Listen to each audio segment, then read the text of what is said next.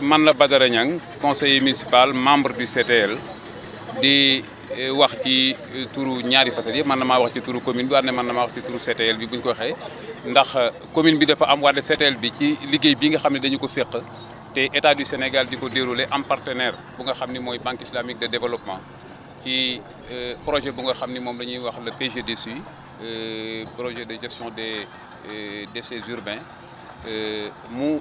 xalaat ko banque islamique jàppale ci état du Sénégal wante ñu am taxawaay pour jàppale communes religieuses yi lu demee ni que Touba ci la bokk Kaolack ci la bokk Tivaouane ci la bokk Dakar aussi ci la bokk wante ñu bàyyi xel Touba goog Serigne Touba gi te yàlla baaxee ñu nekk ci ëtt bi ci turu sëñ bi kon turu maire de la commune de Touba Serigne Abdou Lahad Ka wante ci turu Serigne Cheikh Abdou Lahad Mbacké Gaynde Fatma Serigne Cheikh Abdou Bali mi nga xam ni mooy président wu commission de l'environnement di président wu CTL bi nga xam ni moom la ñuy wax ci turam kon ni ma ko waxee ñi ngi sant yàlla bu baax a baax di sant acteurs yi nga xam ni ñoom ñoo accompagne ci liggéey bi ni ko sëñ Moussa waxee sànq rek ca tàmbali ba fii ñu toll nga xam ni yàggoon na lool depuis 2014 ba tey ñi ngi ci wax dëgg yàlla études yi yàggoon na lool ni mu ko waxee loolu moo yàgg wante jëf ji moom gis nañu ne dara yàggu ci ndax wax dëgg yàlla man mii di wax ak yéen waajal nañ ma fi yóbbu ma Maroc ma ànd ak le coordonnateur ministère aussi fekk ñu fa muy Abdoulaye Diouf Sarr ñëw accompagner ñu ci mission bu nga xam ne dañu demoon pour explorer jàngat expérience bi nga xam ni Maroc am na ko ci gestion des ordures ñu fekkoon fa lu yéeme yaakaar ni ñun loola maanaam moom mooy daj dëpp gi waaye ni ñu ko jàngate wax dëgg yàlla lii nga xam ne ñun moom la ñu baaxee mel na ni ñun bu suñu yëf sottee mel na ni Maroc la mu am ñun ñoo koy gënle ndax ni ko coordonnateur du junjee sànq bi ñu demee Maroc infrastructure dañoo tàggalikoo mais ñun gis nañu ne dañu ñoo yombalal lépp jàppandal ñu lépp à part pérenne yi ñoom gisuñu fa ay pérenne c'est-à-dire ay centre de tri et de transfert la ñu fa gis ay centre d'enfouissement technique ak centre de valorisation waaye lépp ñoom dañ ko séparé ñun nag yàlla defal nañu tawfeex bu ñu gisee ni CRC bee ñu jaar ca bokkatu mu baraka rek nga xam ni ginnaaw lu jóge ci pérenne yëpp foofa lay wàcc d'abord ñu tànn ko nga xam ni loolu ay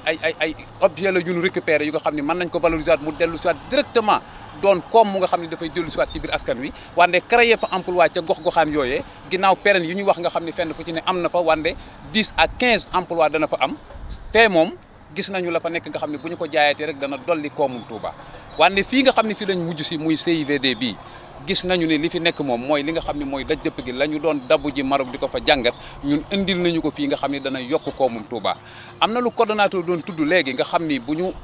enfouiré déchets ultimes yi maanaam ba saytu ko ba kile ko maanaam fileeg ay at c'est-à-dire mën nañoo dem ba àgg ci niveau bu nga xam ni ku ne xam na ni énergie moom problème la ci réew yëpp rawati nag suñu réew yi wante loola ñun gisoon nañu Maroc ni ba ñu demee ba ca fin ba ñoom wàllu énergie dong lii gestion des ordures dem naa demane ba indi leen ca lu nga xam ni ñoom waxatuñu dara commune bu ci mel ni Fès ak la mu toll la mu rëy 15% ci seen demande électricité maanaam gis nañu ne au Maroc ñoom ba ñu demee ba àgg foofa ba valoriser seen déchets ba yegg ca phase ultime boobu nga xam ni moom la ñuy ginnaaw bu ñu enfouiré déchets yi la cay génnaat ci gaz ñu jaalale ko ci turbine ba génnewaat ko rek ña nga cay développé électricité bu nga xam ne bu kenn xamul fu mu la kon nañu sant yàlla bu baax a baax li sëñ Moussa wax ñun dañoo mënut a wax lu ko ëpp wande mel na ni lépp lëmu na ñun nañu sant yàlla bu baax a baax lii ñu Serigne Touba defal wootal état du Sénégal ci njiitul président Macky Sall waaye ci njiitul son ministre des collectivités territoriales maanaam de l'aménagement des territoires nga xam ne moom la ñu dénkaat gestion des ordures jaarale ko ci UCG sëñ Ibrahima Diagne mii di coordonnateur bi ku ne xam mu di talibé ministre bi tamit di talibé bëgg lool Touba ak ñi ñu àndal ñëpp ñoom jot nag vraiment ñi nekk équipe projet bi di fi jëf-jëf bi nga xam ne jëfi talibé rek lañ ci gis kon loolu ñun en tant que membre conseil municipal en tant que membre du CTL di wax ci tur woowu ñun dañuy sant ci turu Serigne Touba d'abord Cheikh Sidil Mokhtar di sant ci turu maire de la commune di sant ci turu Cheikh Abdou Bali waaye di sant ci turu acteurs yi ñu àndaloon yëpp moo xam les charretiers la gis nañu taxawaay bi nga xam ne am nañ ko ndax liggéey bi dafa doon lu nga xam ni c'est-à-dire mënuñu woon a dikk indi koom mu toll ni ci Touba c'est-à-dire am ñu nga xam ne ci activité boobu ci lañ leen fekkoon ñu génne leen il faut que ñu intégrer les charretiers il faut que ñu intégrer association yi foog ñu intégrer kuréel yi bale yi ak yëpp te gis nañu ne durant tout le processus étape boo ci dem lépp évolution la fenn fu ci ne boo ci yeggee ña ca nekkoon niveau ba ñu nekkoon nga xam ne ñoo ko moom ñooñu dañ leen koo bàyyee encadré leen ci biir liggéey bi te lépp projet bi jëlal na leen ko d'ailleurs les charretiers la ak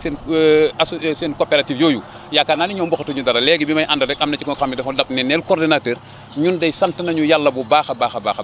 début ba jafe noo woon na lool ñoom ñu dajale leen ci lii parce que lu bëree bëri man dama ci doon def ay charretiers di leen wax kaay ñu ne ma non bàyyi leen ñu da ngeen ñuy fayu ainsi de suite mais bi ñu toogee di sant ñoom Goudia bi vraiment moom mi nga xam ni liggéey na ci liggéey bu nga xam ne bu rëy la pour taxawal société coopérative yooyu waaye fii mu ne ñoom yaakaar naa les charretiers ñoom dong doy nañu ñu nga xam ne bu ñu taxawoon wax ci projet bi rek kenn dootu wax dara. tous les acteurs de la ville yaakaar naa ni mairie c'est-à-dire manager na leen ba intégrer leen ci biir projet bi loolu yaakaar naa ni bu dee loolu rek mairie dugal dafa am lu nga xam ni peut-être fa ngay laaje mooy c'est-à-dire dugal na ci alal wala nangam nag sinon du loolu ngay laaj. bu dee loolu la du loolu c'est-à-dire mettre des ressources humaines à la disposition du projet à la disposition comment dire de l'État du Sénégal ñu encadré ko nangu projet bi ci turu sëñ bi maanaam ànd ak ñoom doxal ko yaakaar naa ni loolu moo am solo te mairie bi loolu wàcc ko nag moom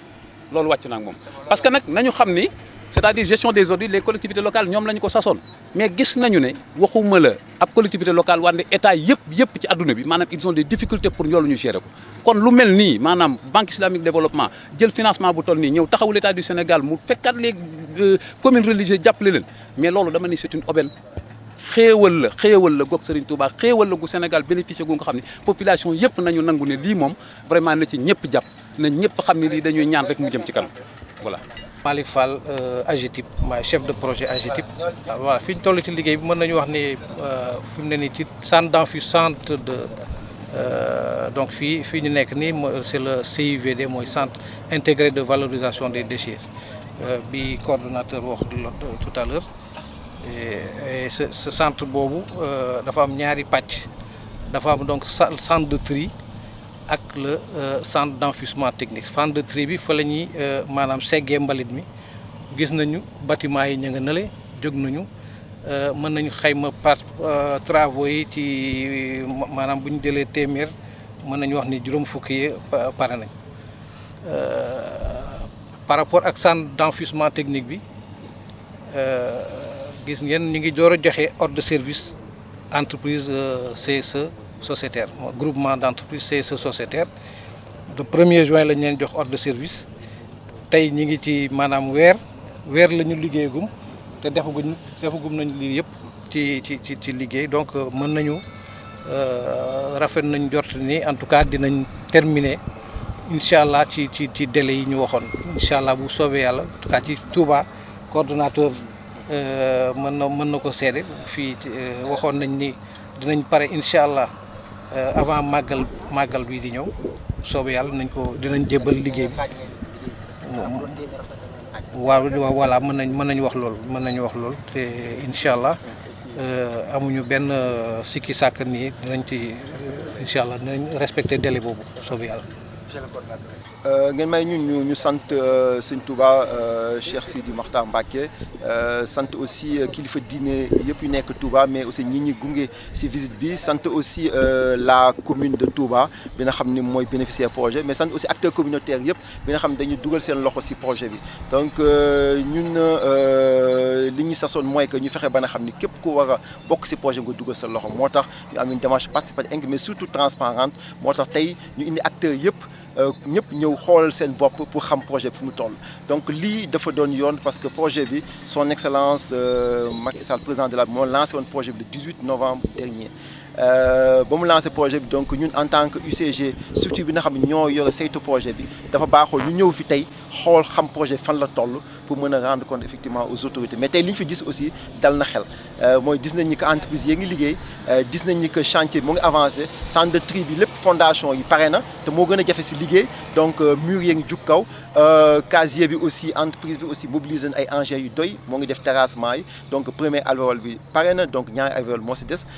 donc su paree alvéole lu muy def mooy imperméabiliser su imperméabiliser casier yi pare te donc jàpp nañu fii octobre effectivement casier yi war na mën a pare bâtiment yi si des aussi bâtiment administratif la yooyu aussi si 3 mois mën nañ ko liggéey donc jàpp nañu quand même avancement bi ñu fi gis dal na xel ba nga xam ne fii ak octobre war nañ mën a vraiment di livrer projet bi donc am na si yeneen yoo xam ne mooy équipement yi aussi dañ koy importer parce que lépp lu jëm si chaîne de tri bi yooyu yëpp tamit duñ ko defee fii Sénégal. projet bi dafa nekk projet bu am solo bi nga xam ni dafay régler lépp lu jëm si saytu mbalit si dëkk yi donc mu fexe ba nga xam ni communes yi am système municipal de gestion des déchets mais si taxawaayu projet bi dañ ko jël si chaîne bi yëpp mooy ni dañuy commencer si fi ñuy poudrer mbalit mooy si kër gi ba fi ñu koy sololee moo tax projet bi donc dina jox ay poubelles réglementaires kër gi projet bi aussi na jàppale aussi charretiers yi nga xam ne ñoo yore pré-collecte bi jox leen ay charrettes jox leen ay tricycles mais aussi projet bi dina tabax aussi ay points de regroupement normalisé ba nga xam ne charretiers suñu tonnee mbalit foofu nañ koy sorti ñu mën a jël li si baax li si soxlawul ñu mën ko yóbbu si centre bi. donc valorisation des déchets donc pour dire que projet vraiment am na njëriñ parce que dina tax mu créer benn économie mooy lépp luy mbalit bu soxla dañ ko récupérer commercialiser ko dina jur aussi ay unités de valorisation yoo xam ne dina mën a aussi jur ay koom-koom si wàllum dëkk bi. pexe askan bi bokk si mooy li gënoon ëpp solo si projet bi moo tax depuis le début quand même nañ taxawal li ñu woowee comité technique locale bi nga xam ni sëñ Cheikh Abdou Lahad Mbacké Gaïndé Fatma moo ko jiite au nom de la mairie bi nga xam ne arrêté municipal moo ko taxawal mais aussi mu am benn équipe projet boo xam ne moo ngi si fii tamit nekk si mairie bi parce que projet bi ñu recruté 3 personnes yoo xam ne projet moo recruté dugal leen si biir mairie bi ñu am fa bureau di liggéey ak mairie bi donc loolu lépp ñëpp ñu mën si dugal seen loxo mais aussi tamit ñu def ay forum communautaire 10 forums communautaires taxawal nañ ko fi après avant ñu def forum communal bi nga xam ni lu ëpp si 2000 personnes participé nañ si donc loolu lépp pour que ñoom ñu xam lu xew si projet moo tax tey ñu ànd seeg ñoom ñëpp ñu ñëw tey pour ànd saytu projet bi ensemble donc pour dire que quand même démarche participative bi mooy loo xam ni moo soxla woon mais aussi projet bi aussi ñu préciser que projet environnemental la donc dafa war a fexe ba nga xam ni day saafara lépp luy jafe-jafe si ay environnement donc waru ko yàq moo tax jël nañ ay matuwaay si yu si war projet bi def ay analyse environnementale initiale mais aussi def étude d'impact environnemental et social ñu valider ko comité technique valider ko audience publique mu jël ay matuwaay yi si war pour que projet bi bañ a impacter si sol bi impacter si kii bi nappe phréatique moo tax si casier yi dañ fi def double imperméabilisation mooy jiital ban bi nga xam ne mooy tax ndox bi du pénétrer mais aussi teg si aussi benn bâche boo xam ne tam day gën a renforcer étanchéité bi ba nga xam ni ndox du jàll dem suuf mais aussi suuf si aussi kenn du ko polluer.